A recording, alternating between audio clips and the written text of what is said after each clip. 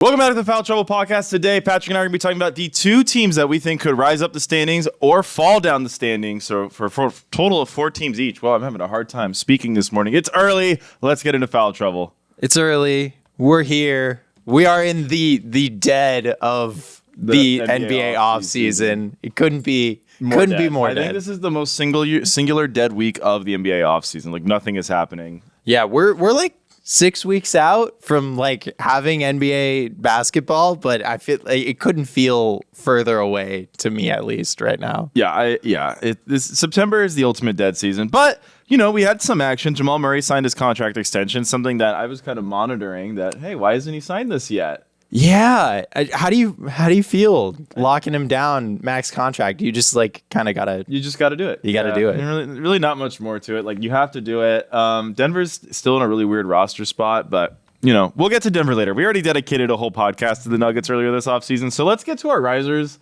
and let's get to our fallers. Yeah. This was a really tough exercise for me because I don't know. I tried to like focus on teams that I'm like, you could rise or fall like at least 3 spots in the standings, which is like kind of a lot in this. So you went more off of where they are in the standings. I think I went more off of like what their win-loss total for regular season would be. Okay. Yeah, it's just like we're in such a like point in the NBA right now where like there's such parity in the league that it's hard to like, you know, go out on a limb and say like this team is going to like fall to like a complete different level of like competitiveness for playoffs or regular season. Who did you feel like super strongly about here? I mean, the most obvious is Memphis, right? Yeah. Okay. Yeah. So Memphis was 27-55 last season. Desmond Bane missed like 40 games. Ja Morant missed like 70 games. He only played 9 games. So just as the 9 games Ja Morant played, they started off with a 4-game win streak. They finished 6-3 with Ja. They beat, you know, not great teams, but they beat the Pelicans, solid team. They beat the Pacers, a Final Four team. They beat the Lakers, another playoff team. So they were beating some good teams. The teams they lost to, the Clippers, when they were humming, the Kings, who are, again, another playoff team, play-in team, and the Raptors, their one bad loss. And last season, plus 3.1 per 100 with Ja.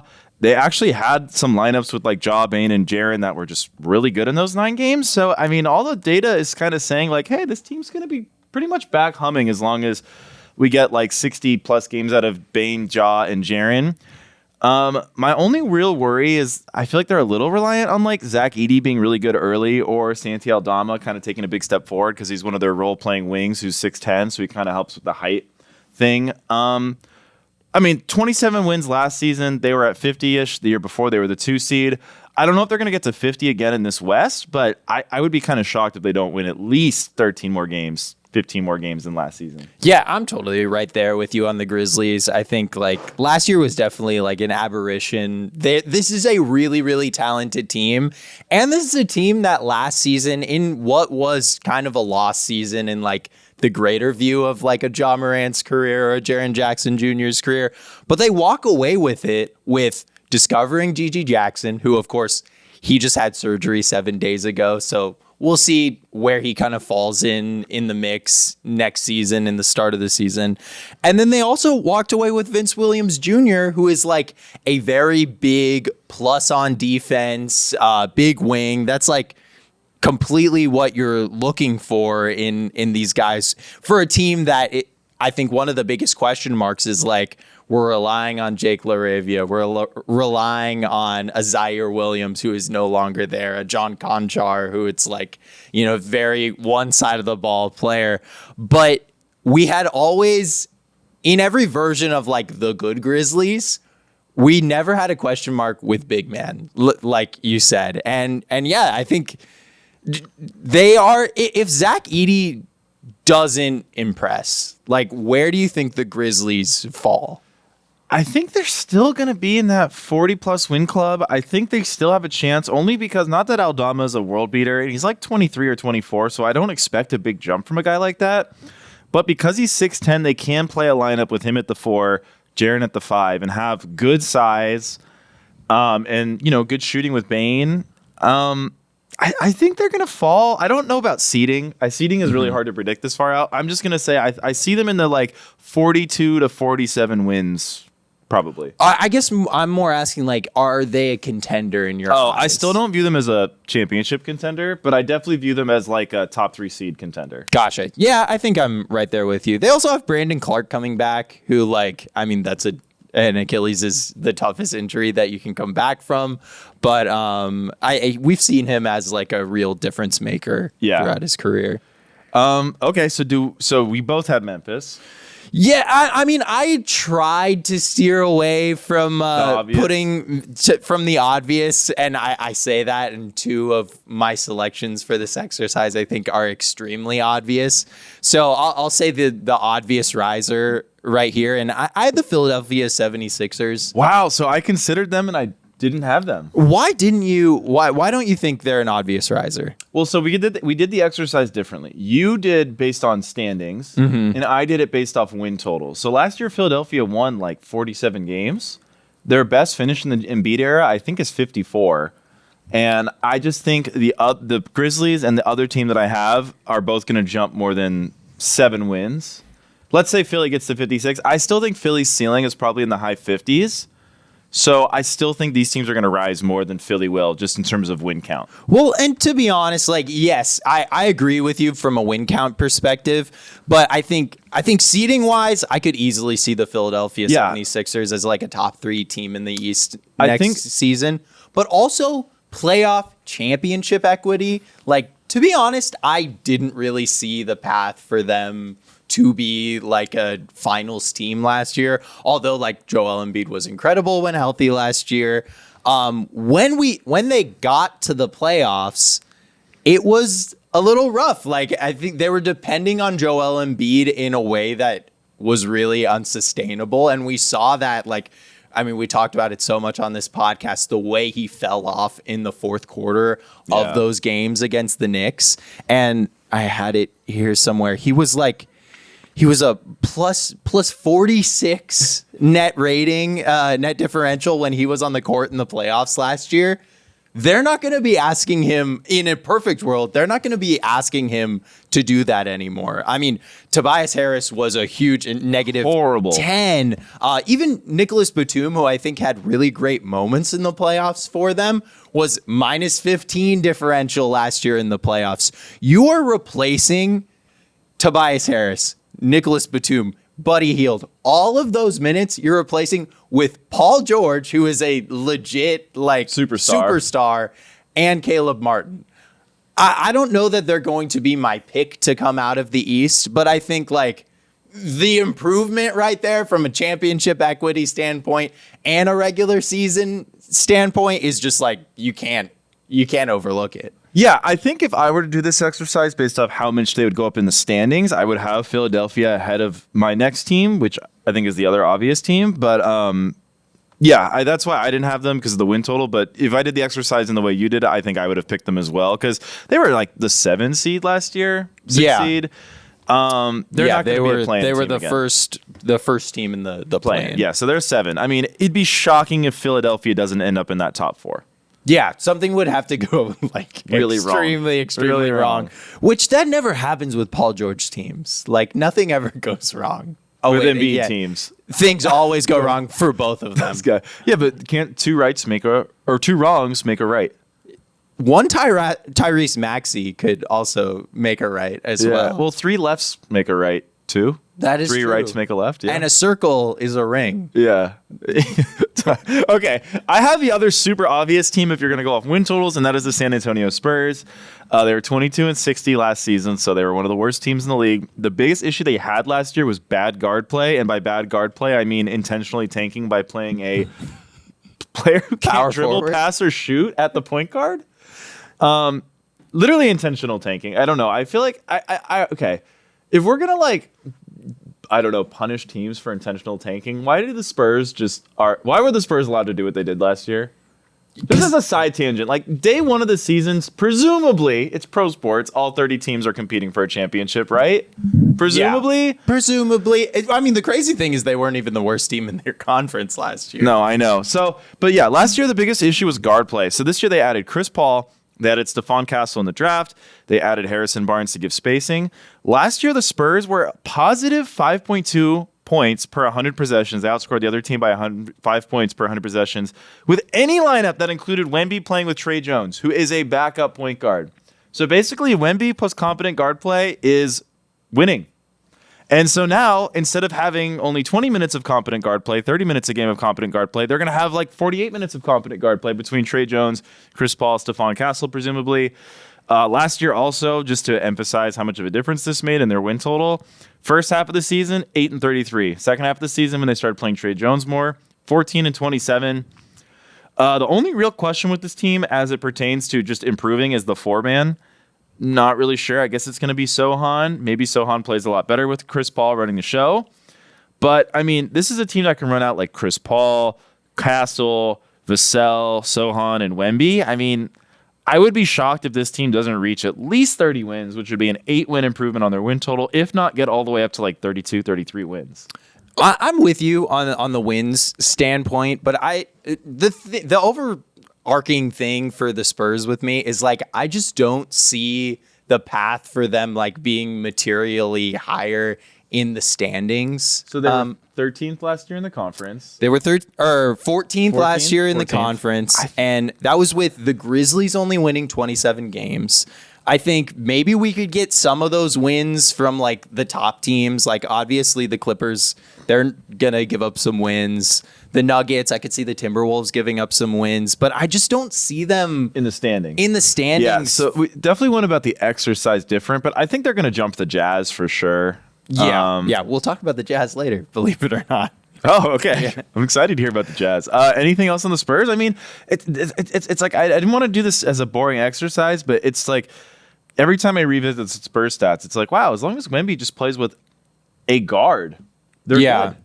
Yeah, I mean, like, hey, I'm a huge Wemby fan. I don't know. I don't see them really being in the conversation for even the play-in. I just think the West is too stacked right now. Yeah. So what do you think their ceiling is wins-wise? Yeah, I mean, I think around 30 wins, realistically. The other thing is it's like the idea of Chris Paul is really, really awesome. And then it's like almost 40-year-old Chris Paul like plays 10 games and breaks his hand again. And then he's just more of an assistant coach for you than like that actual like change agent on the court. And then we start relying on a Stephon Castle a little bit more who, you know, even in his college days, like we didn't see him like he was closer to a Jeremy Sohan in college than a Chris Paul. So to be it's fair, like most college point guards are closer to a Jeremy Sohan than a Chris Paul. But yes, for sure. But I mean more in role and like responsibilities wise. So I don't know. But they'll definitely be better. I think Wemby will definitely be better, especially early on in the season. I don't think it's really talked about at this point, but I don't think he even like really understood like what his shot diet should be. It was such like a, you know, you could do whatever you want. I think the step back 3 diet was a little too heavy for Wemby, especially early on in the season. I would love to see this Spurs team like just come and storm the West. I'm just not sure how realistic that is. Yeah. Okay. So who was your other riser? Or did you have? You had the Sixers in Memphis. No. I had the Sixers and I had the Detroit Pistons. I thought about Detroit, but I don't know. I couldn't get there. Here's my thing with Detroit. Yeah. Detroit was obviously the worst team in the league last year. They only had 14 wins. Mm-hmm. And they were playing like, do you know how many players played for Detroit last year? I'm going to guess like 20. 31. Holy They cow. had 31 people on their roster. They were getting like major minutes in like huge swaths of games from Killian Hayes, from Kevin Knox, from Malachi Flynn, from Isaiah Livers, Troy Brown Jr. This season, they are just going to have like a lot more professionals in the room.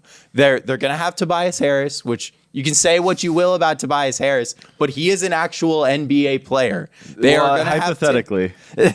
They're going to have Malik Beasley. They're going to have Tim Hardaway Jr.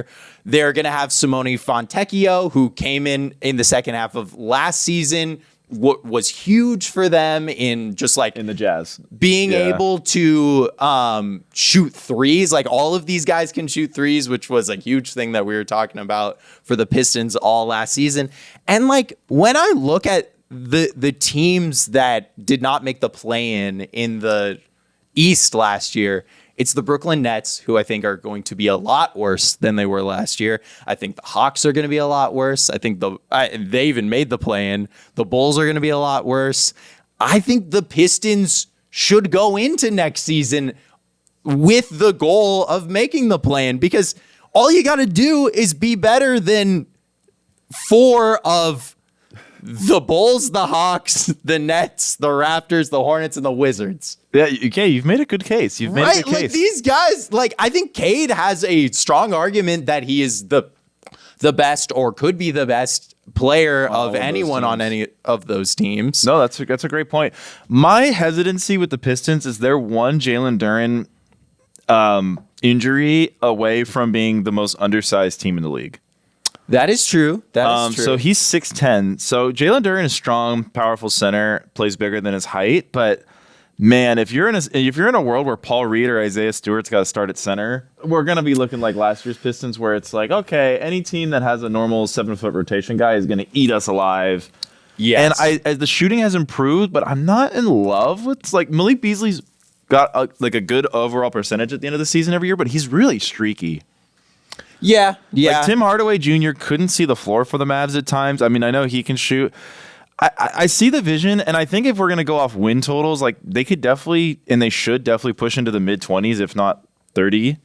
I don't personally see them getting higher just with how bad they were last year when all the bones are still the same.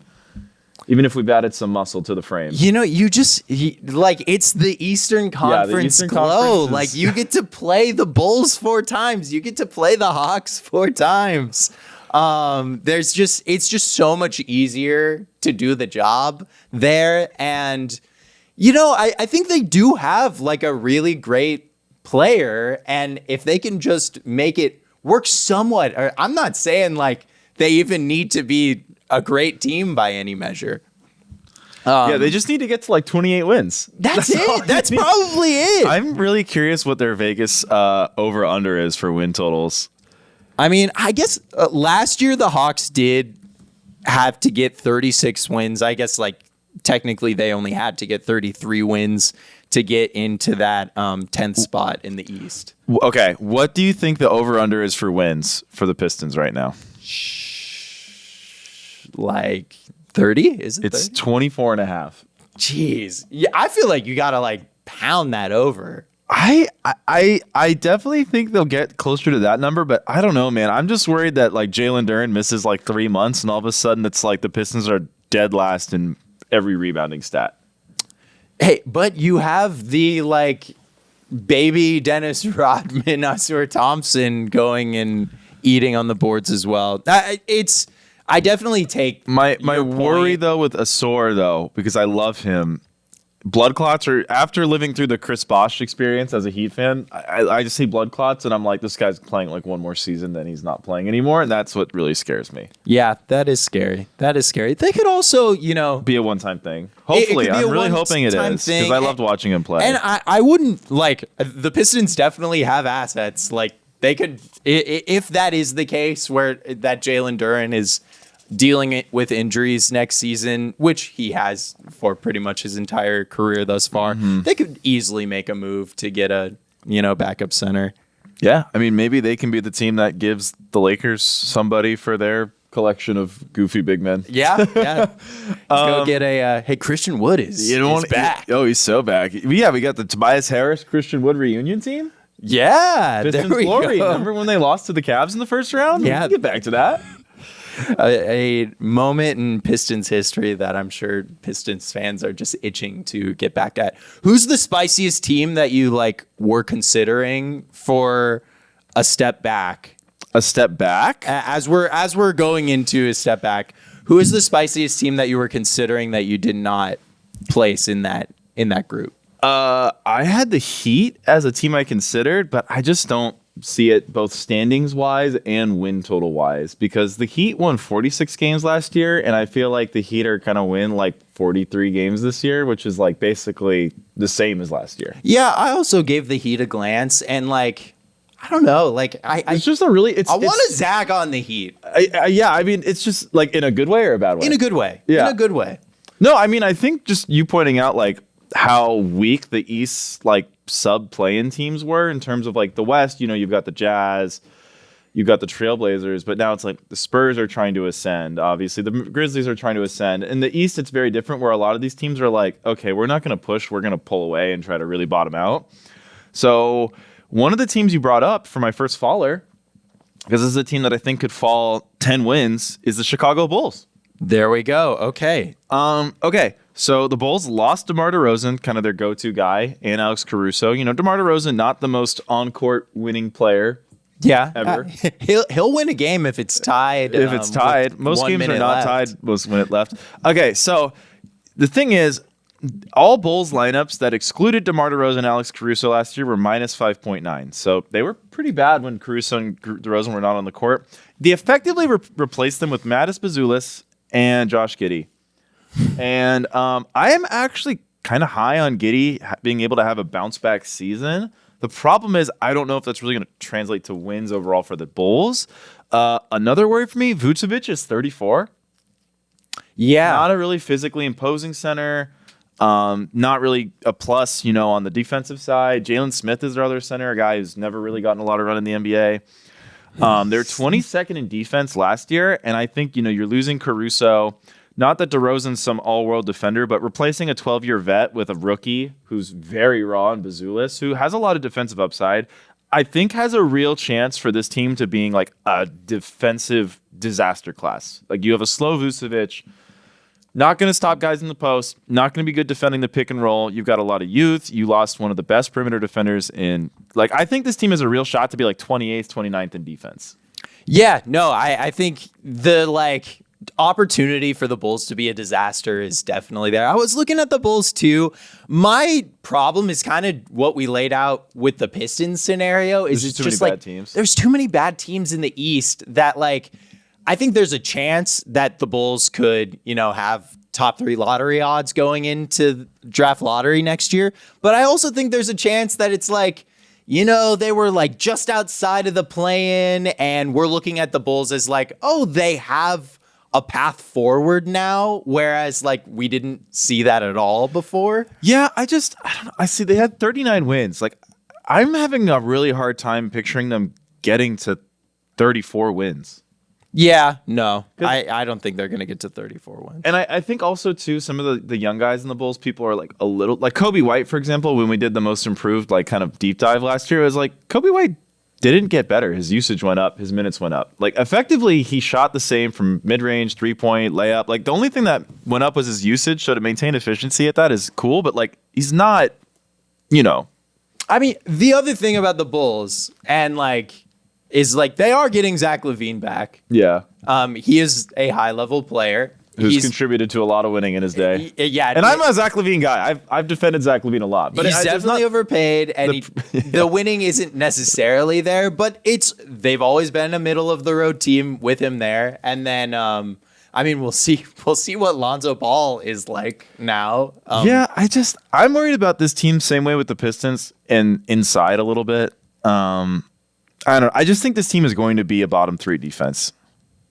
Yeah, and it very, very well may be. I mean, I'm also worried about the shooting here. Oh, yeah. Especially if Bazulis is playing like 28, 30 minutes a game. See, I like the defensive bones with Bazulis. No, same. I think he will become a good defender. It's just rookies, especially in the first half of the year. I feel like he could get lost. Yeah.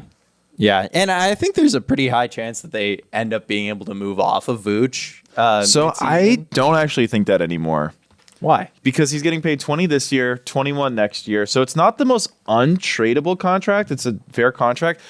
I think the problem is like, is Vooch going to play to a level at his age 34 season where people want. Like, I'm just worried that he's not going to play well enough for other teams to want him. My thing is just like the contract is like so tradable that it's like when we get to trade deadline time and like especially last trade deadline, the number one thing all the contenders wanted was a guy that can soak up backup center minutes. 5 minutes. Yeah. And like, say what you will about Vooch, I would be comfortable having him as my backup 5. Like, I think that's about as good as you can do with that. Yeah, he would instantly be one of the best backup 5s. I'm just worried that like on this team he looks a little slow, sluggish. He's a little overtaxed on offense at times, and it's like, I have a hard time seeing which contender is the one that's going to make the trade for him. Yeah. I mean, I would have to look at the contracts. Yeah, but I feel like, but that's the other thing too. Is if Vooch does get traded. I mean, then now it really bottoms out then here. It gets tough. Yeah, for sure. Okay, I'll go with my like bad team that I think could get way worse, and that's the Utah Jazz. Yeah. Last season, the Utah Jazz. I already gave some love to Simone Fontecchio. I'll give him more love here. I think he is an NBA player. He played a lot of minutes for them in the start of the season. They had Kelly Olynyk for the first half of the year. They had Talen Horton-Tucker, who, like, say what you will about him, but he can generate offense all by himself. They had Chris Dunn. All of those guys are out the door, and they are replacing them with, like, pretty much no one. They're replacing him with Isaiah Collier, who, like, is a rookie point guard that was drafted at the end of the first round in one of the worst drafts that we've seen in the last 20 years. I think that this is the year. This is the Danny Ainge tank year, and I think that the Utah Jazz are going to be the worst team in the West this year. Yeah, we'll see what happens with Scoot. If Scoot is the same disappointing Scoot Henderson, I think Portland could be really bad again. My thing with Portland is they just like, I don't think they want to be this way, but they have too much talent right now. Yeah. You know, I'm not a DeAndre Ayton guy, but like, he's not horrible. He's not horrible. They're going to have Robert Williams at the start of this year. They have Simons. They have Sharp. They have Scoot. Like, who knows what Scoot will be? I feel like NBA 2K25 is perfectly encapsulated the Portland Trailblazers. It's like their whole team is like between 78 and 81 overall. Yes, exactly. It's like, I just have a hard time believing that they're going to be worse than this Utah Jazz team. Like a team that was starting John Collins at center last year, and I think they're going to be starting him again.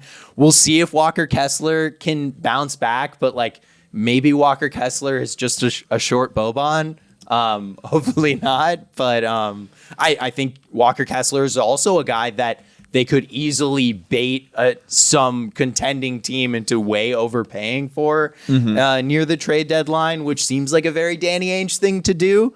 And then like Colin Sexton, Jordan Clarkson, like, we talked about Clarkson last week. Yeah. Like, these aren't like super winning players just to start out with, but I think they are also like players that could very easily be traded. And they're both the archetype that I feel like teams really talk themselves into at the trade deadline. I just don't think, like, last season we had a like January, early February pod where we were like, damn, like the Jazz just keep hanging around. They've won like 10 of their last 12 games. I don't think we're going to have a podcast like that this year. Yeah, so I agree the Jazz could fall. They were 31-51 last year. 30th defensive rating, 17th offensive rating. Yeah, I think the one thing for the Jazz in the world where they keep the center, Kessler, Walker, is you're just running this lineup with him and Markkanen, and you're just massive, and you're dominating the boards in a lot of these games, especially against the East. So Portland would have to win 6 more games, and they'd have to lose like 5 more games for them to switch spots. I could see them going down. I just have a hard time picturing Portland getting ahead above 25, but maybe the Jazz get below it. Yeah, I mean, dude, you don't think the Trailblazers can win 25 games?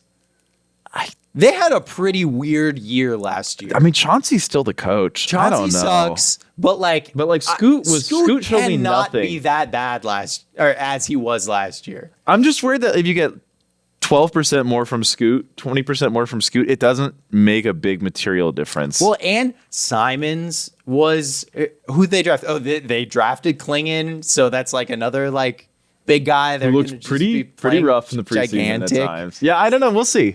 Yeah, I mean, we are probably talking about the most boring teams, monotonous. Who's worse, the Jazz or the Trailblazers? No, I think the Jazz is a good pick though, because I could see them getting all the way down to 20. I think it's just going to be hard for them because it seems like the coach is pretty solid. It seems like the rebounding edge is going to be there. But I do agree, like, they were, they were 12th last year. I think they're going to be closer to 15 than.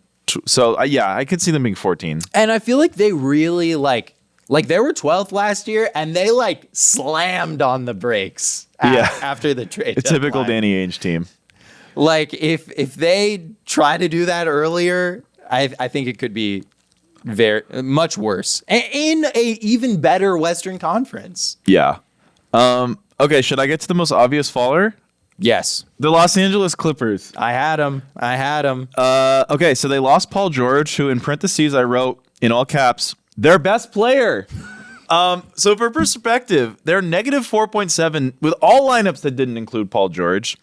Negative 2.2 with lineups that had no Paul George but did have Harden and Leonard.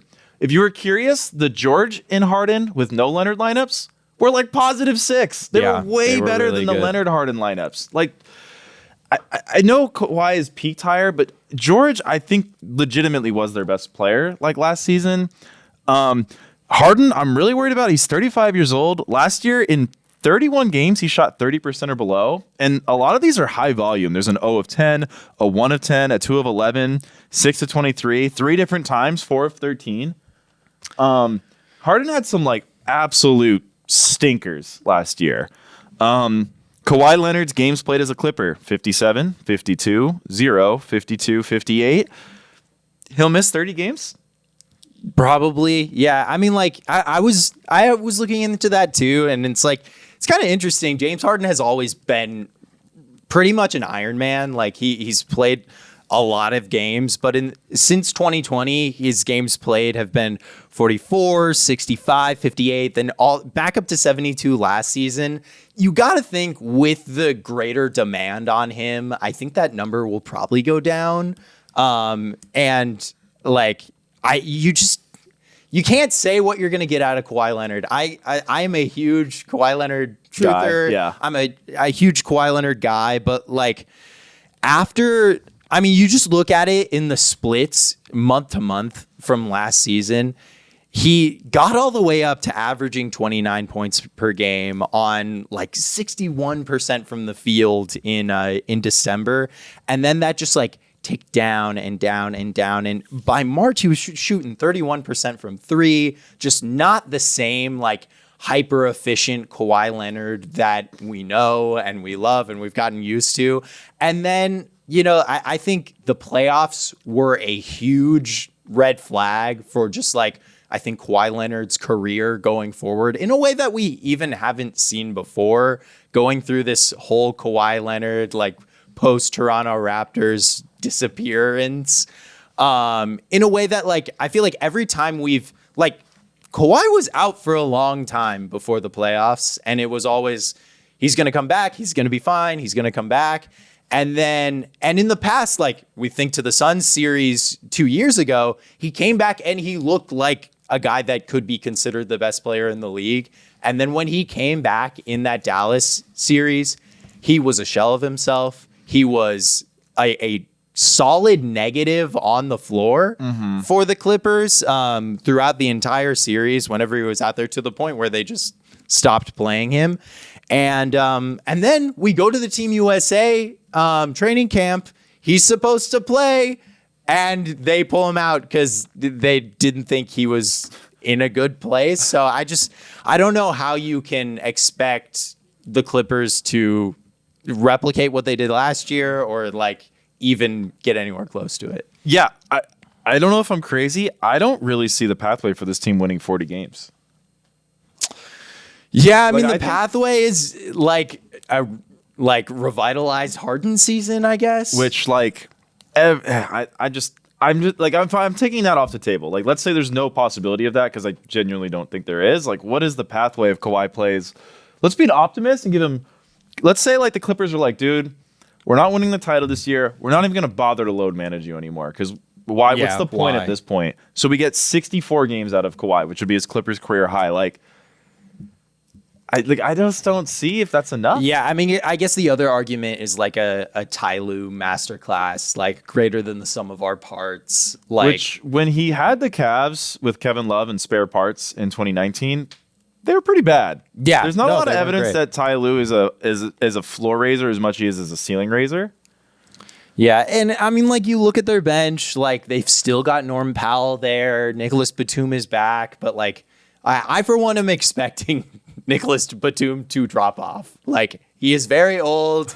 He's been very shaky. Like, and I feel like he just keeps punching his way out of it, and that ends for all role players. That ends. Backup center is Mo Bamba. I think PJ Tucker is just a wasted roster spot at this point. Also really doesn't want to be there. Yeah. And then like, I don't know, maybe you're like believing in Kevin Porter Jr. to like come back and like score at a high level off the bench. But yeah, it's just like, I don't know. It's not sexy. Yeah. For sure. Last year, the Clippers were ahead of the Mavericks. Don't see that. They were ahead of the Suns. Suns won 49 games. Don't see them being ahead of the Suns. They were ahead of a 47-win Lakers. Don't see that. They were ahead of a 49-win Pelicans. Don't see that. They were ahead of the 46-win Kings. Don't really see that again. Yeah. Ahead of the 46-win Warriors. Don't see that. They could maybe be better than the Warriors. I don't know. Yeah, they may be. I'm It would be I'm tough. pretty low on the Warriors. It would be but tough. the other team they were ahead of, the Houston Rockets at 41-41, I think they do not get ahead of this year. Really? I think the Rockets are going to keep ascending upward. I don't know if it's going to be much higher than 41. I think they can get to 30, 43, 44, but I don't really see how the Clippers have a winning record this year. Yeah, no. I mean, it's gonna have to be like a vet thing. It's like we are NBA players and we've been NBA players for a long time, but like the raw talent is definitely in the. I also feel like just like Paul George was so good last year. He was so legitimately really, really good. And Kawhi Leonard was last year in a way that I don't see him being doing this again. year. And Harden is only getting worse. Yeah. Yeah. Okay. Should we get to our draft for the day? Yeah, I think it's time to get to the draft. We don't have many drafts left. The offseason's almost over. I know. We have like 5 pods, and we're going to be busy in those pods. We got to do our season preview. We got to do our awards. We do. There's a lot coming down the pipeline. All right, so we are doing the starting 5 draft today of animated movies.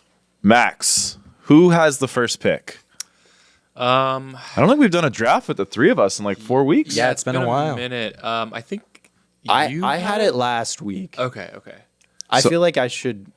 You had it last probably week, so be I'll be number last. 1. Okay. Max, you'll be number 2. Okay. All right. Okay, so this is the animated movies draft. And now, I told the guys before the pod, I don't think I'm going to win. Because I'm not going for pander picks. I'm not somebody who enjoys watching G-rated movies. When I see Twitter fawning over movies like Cars, genuinely don't understand it. See, Confuses me. You don't like a happy-go-lucky like story makes you cry a little bit. Like, I'll watch like the sports documentary. I don't know. I'm a beer drinking 20s man. What about some songs? You don't like a good song? No, like, I don't know. All right, I'm gonna go with a movie that I guess contradicts what I said. I think this is the best Pixar movie. Is this Pixar? Oh, I forgot to don't look know at the what you're gonna DreamWorks say. catalog. I remember there was Pixar and another one, and I was like, I don't remember the name of the other one, so I couldn't look at their. All right, I'm going with The Incredibles. That's The a good pick. Incredibles. Wow. With the first pick. The first pick, I'm going with The Incredibles. Dang. My draft's gonna get really weird after this, but that's the one that I'll give y'all. That's a bold move. I think especially from the Pixar catalog to go with The Incredibles as your number 1 pick. It's my 1-1 from Pixar. Wow. Bold. Well, Unimpressed, Max. I mean, that was on my list, but I wouldn't have taken it 1. What I am going to take 1 is Toy Story. Okay. The OG. I think the first Pixar movie. The OG. Wow. It doesn't get much better than Toy Story for There me you go. personally. I mean, Like, I hear you. it's a banger. I don't know. I don't even know that that's the best movie in that franchise. You'd pick Toy Story 2 over 1? No, I would not. 3? Yeah. Wow. Damn straight. I think it's a Okay. damn near perfect movie. Wow. Okay. So to clarify, Max took Toy Story 1. Took Toy Yes, Story 1. yes. Classic story about a astronaut and a cowboy. Wow. There's so much on the board right now. I'm staring at this for the first of my 2 snake picks. I think this movie has maybe the best soundtrack of any movie maybe ever. Like, Wow. amazing soundtrack. Wow. And also just like super iconic movie. Give me Shrek.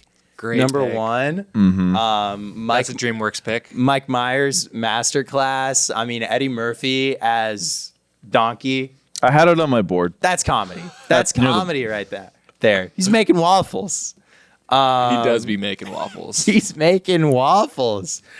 Ooh, okay. Snaking around. Give me. I'm torn between a couple Pixar movies. Pixar is just like Bangers. just banger after banger after. See, I just think they're all the same. That's wrong. Yeah. How do you say any of these movies are definitively better than the other ones? That's my thing with Pixar. just because they're all so good, or like They're like, if I just like, I feel like they're kind of like the Portland Trailblazers. They're all just like 85 overalls. no, but Like occasionally you get an 88 or an 82, but you never really get like I don't know. don't you like personally connect with like some of the performances, some of the comedy, a certain storyline more than another? You're just like you see. I feel like The animation. Incredibles, and that's why I picked it 1-1. Hey, I respect that. It's the one that I feel like seeing the dad have to do dad things and, mope through a relationship and having kids. Like, I feel like that's the one I'll relate to the most by the time I die. What a weird way to say that. I'm gonna go with one of my favorites from childhood. It's the other Pixar sports movie. Give me Cars. I love some Lightning McQueen, some Mater. So funny, and it's sports. I'm feeling really good. Cars and Shrek. Nice. Well, you definitely won the internet, Patrick. Those were some pander picks. I like those movies. Okay, I'm gonna go with the newer movie for my second pick. I'm gonna take Spider-Man Into the Spider-Verse. You are such a film guy. Max is our resident Film boy. film boy here. I mean, do you guys like that movie? No, it's a really good movie. It's I like that incredible. movie. I Yeah. think it's like one of the most revolutionary animated films of like the last 10, 15 years, hands down. I haven't It's seen it. awesome. What the heck? Dude, I'm not going to lie. The way it's animated gave me a headache when I watched the trailer, so I never went and saw it. I think maybe this is a bad draft idea.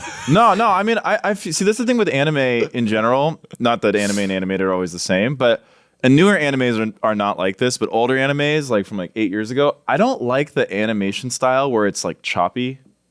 Yeah, It kind of gives me a headache to like watch. So I don't know. I maybe I have like bad motion sickness or something, but like There I don't like is- the like start stop like constant start stop all the time. Like I've never liked that. Okay. There is some animation that like I definitely feel that like when I was in my peak, like when I was going to film school in my peak film boy, that was when that movie Loving Vincent came Oh, out. Did you yeah, ever yeah. watch that? It was like it was about Vincent van Gogh and every frame was hand painted, but it was impossible to watch. I like was getting Yeah, like, vertigo. there was another- every single scene. I don't know if you guys will draft it. Maybe Max will. I feel like this will be a Max draft. See, I've heard Spider-Verse is amazing, so I wish I wasn't such I a feel like bugaboo you'd about like it. that.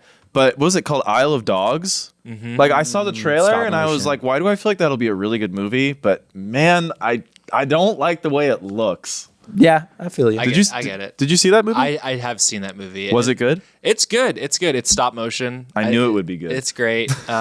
Great cast, but No, I'm not yucking the yum. I've heard Yeah. Spider-Verse is amazing. I've heard that's amazing. Yeah. I thought it looked amazing, but I don't know. I just couldn't do Where it. are we in this draft right My now? pick. it's Okay. James. Yeah. And this is where I get weird. Uh-oh. I'm going to take Osmosis Jones. There we go. I love it.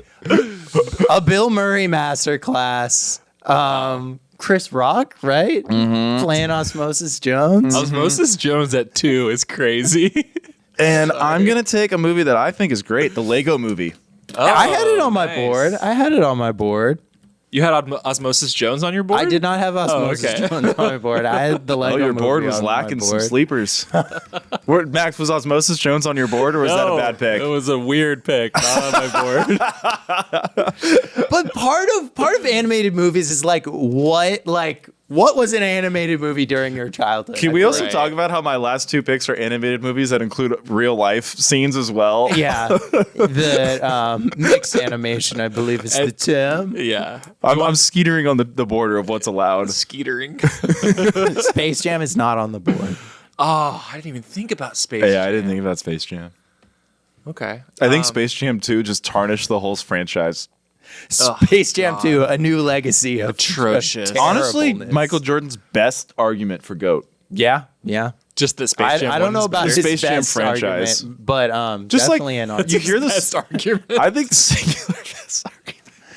What? LeBron's fall off as an actor needs to be studied because he was He good was in that so one good in movie. Trainwreck. Trainwreck, yeah. Like what happened to him? Why did he forget how to He act? didn't have Bill Hader to walk him through. Yeah. I do think part of that movie, why it was so rough for him, is LeBron seemed like he had never spoken to a child before in his life. Yep. And those scenes were so uncomfortable between him and his fake son. Yeah. And like that was the whole like to the point first where I 20 wondered minutes. why they didn't cast Bryce. Right. Yeah. That would have probably been a little less awkward, but Yeah. it was so awkward. Yeah. Yeah. No, I think the most awkward was when he fell into the cartoon world and his like imprint was the Nike logo instead of the shape of his body. And it was like, how shamelessly sellout are we Yeah. going to go with this? This- Space Jam 1 didn't have stuff like that, did it? I don't recall. I mean, Space Jam 1, as a person that took a history of animation class and wrote a paper on Space Who's Jam the film 1, boy now? Yeah, Patrick, if you don't win.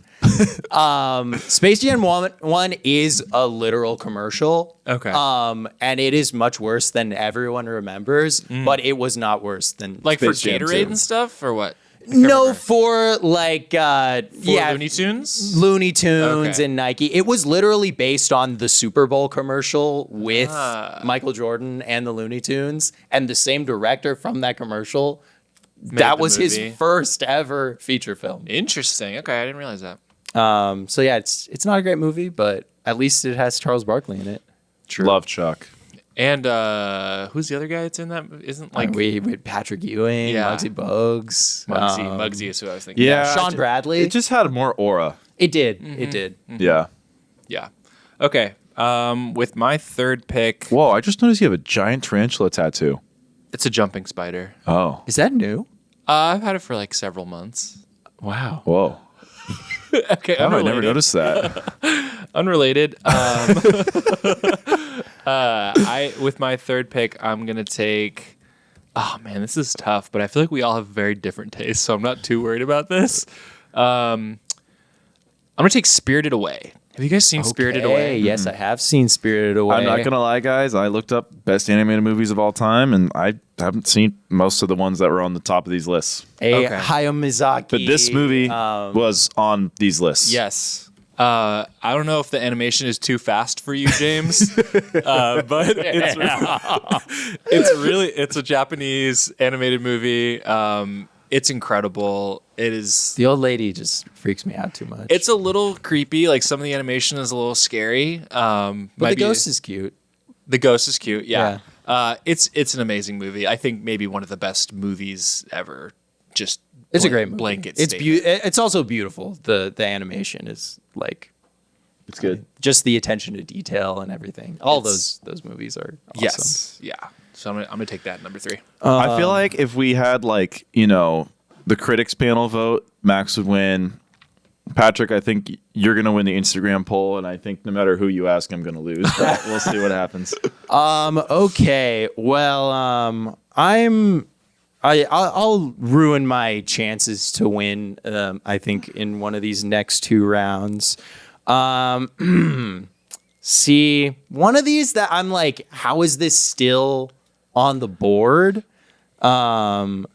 Just because I feel like it's such an iconic movie. Uh-oh.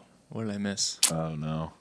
Yeah, I gotta this take like it. a I'll, Scooby-Doo Finding movie? Nemo. Like, Oh, okay. It's Finding Okay. Nemo. Okay. Like it's it's again, it's one of those Pixar movies. The first scene, like, OG. is a movie in itself. Yeah. And then Oh yeah, the first scene is crazy. It's Yeah. so scary and sad. with that barracuda. Oof. Yeah. And then just little Nemo. Oh, little Nemo. And he wanted to name all of his kids Marlin Jr. But then his wife got eaten. Yeah, It happens. that's Hate when great. that happens to my wife. Yeah, great performance by Ellen. There's so many great performances in it. The shark scene, iconic. Bruce. And then next, I gotta do one musical. I'm a musical guy. Give me Frozen. Like, Frozen? Frozen's a great movie. Frozen has incredible songs. Elsa is a badass. She has such intense, like, she's not just like the other princesses. She's got ice powers. She can just like freaking kill your ass. But yeah, great songs throughout the entire movie. If you haven't given it a chance, get off your fucking masculine high horse and enjoy Yeah, a James. fucking musical. I've seen it. I bought the ticket to see it in theaters. I wasn't saying that to James. I was saying that straight to the camera. But it was meant to be heard by me. Fair enough. Yeah, Frozen. So I've got Finding Nemo, Frozen, Cars, and Shrek. Pretty good list. And that's going back to you. Okay, man. So I'm gonna have to go with another Pixar movie that was one of my favorites as a child. I'm gonna go Monsters Inc. Ooh, I had it on my list. There we Had it go. on my list. I don't remember if it was actually a good movie or not. I just remember I saw it a bunch It's of times. good. Billy Crystal. Oh my gosh. John Goodman. It's amazing. It's great. I haven't actually rewatched it in quite a while, so I don't know for sure. Actually, and I never saw Monsters University, the sequel, which I've heard is also pretty good. It's okay. It's Yeah. okay. It's not the same. Like, OG. You're But- not balling at the end. Okay. Like when Sully presses in that last piece of the door. Oh, baby. And that lights up, and then you hear her say "Kitty." I think Patrick has all these movies like dead to rights. I just think it's an 85 overall. Wow. 85 is pretty good. Yeah, like every Pixar movie is good. Yeah. I just like, I don't know, when people are like, oh, this is my favorite movie, like, how do you even remember that movie? All right, I'm going to go with the greatest Disney movie ever, Mulan. There we go. That's a great movie right there. Best Disney princess. And you know what? I'm going to wrap up with a also more recent movie. I'm going to go with Sausage Party. Ooh, was on my board. Yeah, that's a fun movie. I feel like there's a sequel coming out, and I feel like there's a high percentage chance that It's that gonna will suck. be the worst movie Ever? of the decade. Dude, you know what I forgot? I forgot like Anchorman 2 existed. And I forgot that Kanye West is in the final fight scene remake at the end of Anchorman 2. Oh yeah. He sure is, huh? All the stars made it for that one. I think Anchorman 2 is pretty good though. It's okay. Anchorman 1 is legendary. I mean, yeah, obviously, but Yeah, I like, admittedly, whenever I think of Anchorman 2, the lighthouse scene. No, the where scene- that's the shark. The scene I think of is like, I think at the beginning of the movie, they're like in a van that's like top sizing or something. And it's like this weird slow-mo shot of all their faces. And it's like so corny. And I'm like, oh, the first Anchorman was not corny like this. No, Yeah. it was not. Yeah. No, the first Anchorman is so legendary. any sequel that you make like 10 years after the original movie, or in some cases 30 years after the original movie, sucks. Especially when every actor in it was like, they were famous when they were in it, but became like Yep. international, like the biggest stars in the world after. Oh, yeah. I feel like Will Ferrell after that was like the biggest actor for like 8 years. Well, and like Steve Carell became Huge, like the yep. biggest actor ever. Yep. Paul Rudd. Yep. Yeah, just like superstar cast. I kind of, Will Ferrell was like my favorite actor ever. And I'm kind of bummed that he's like better in cameo serving size now. Yeah. Yeah. But in his heyday, in his prime, Oh, man. he was a Yeah. 1A. Undefeated. Yeah. But he also had like a he's a level of great- physicality that is like really hard to carry on comedy. as you get older. That's Yeah. true. That's true. Yeah. Is it me now? It yes, is you. it is. Okay, this is My draft makes no sense. yeah, this is tough. I really didn't prepare a lot for this. Okay, I'm gonna go with another Pixar movie that I think There we is one of the all-time greats, Ratatouille. Ratatouille. 85 overall. That is. See, you're just wrong, James. You don't like I think I Ratatouille? am wrong because no one agrees with me. I think that is like a 95 out of 100 film. Ooh.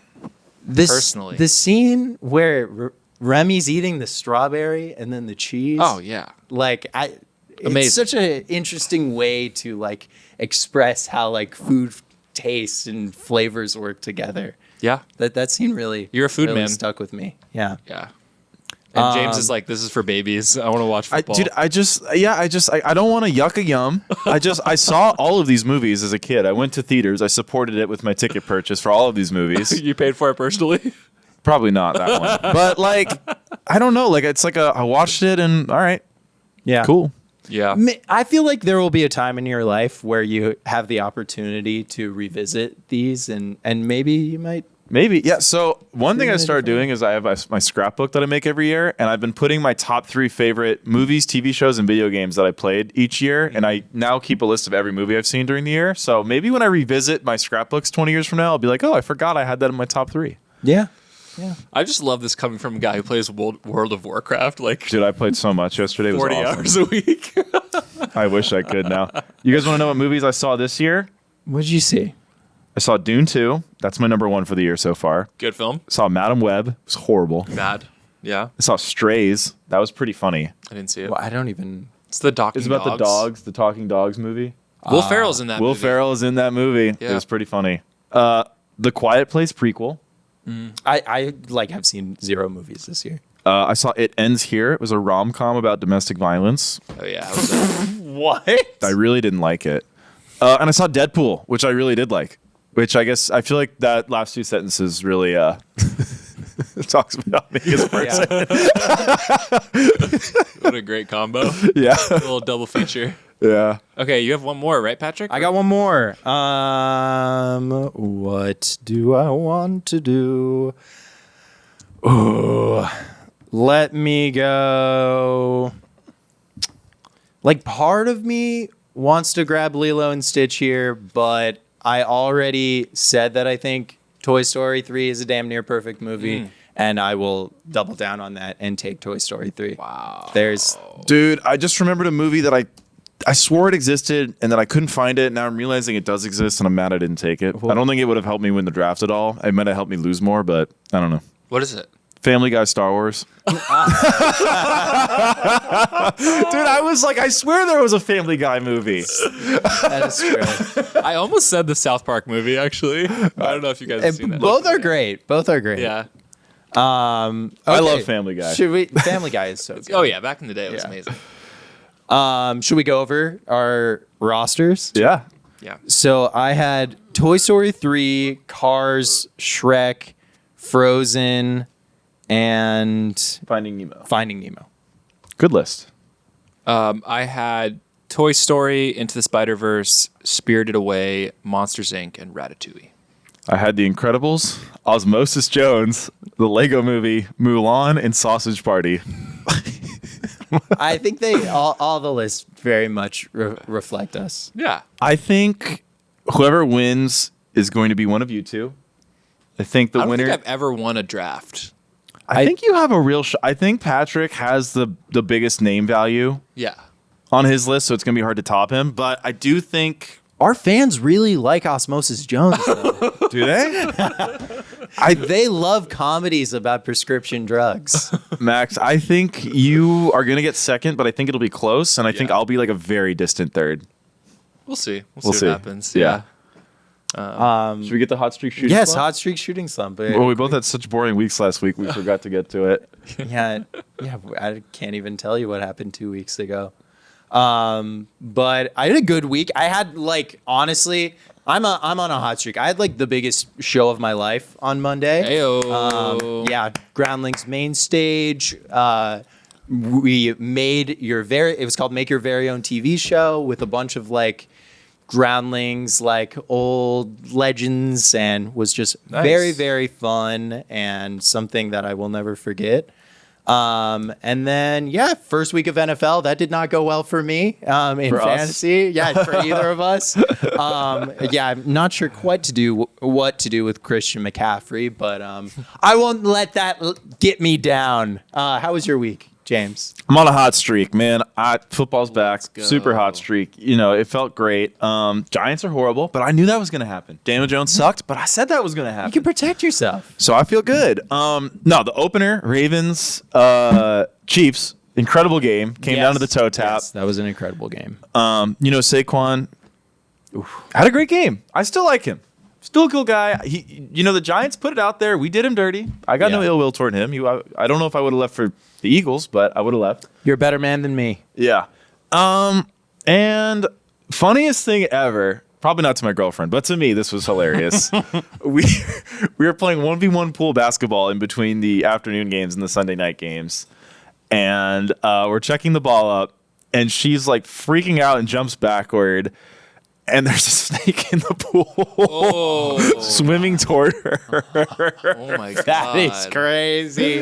I heard that there was a snake in that pool. I did not know you guys were in the pool playing pool basketball when it was found. Yeah, there was a snake. And I don't know. It was she swims away, she gets out of the pool, and I'm just sitting at the other end of the pool just watching the snake trying to get out, and it can't. I'm just this is crazy. There's a freaking snake swimming around the pool, and then the snake starts swimming in the middle of the pool, just swimming. Wow. I didn't know they could swim. I guess anacondas. Yeah, There's water snakes too. I feel like snakes are dense, How does no? it float?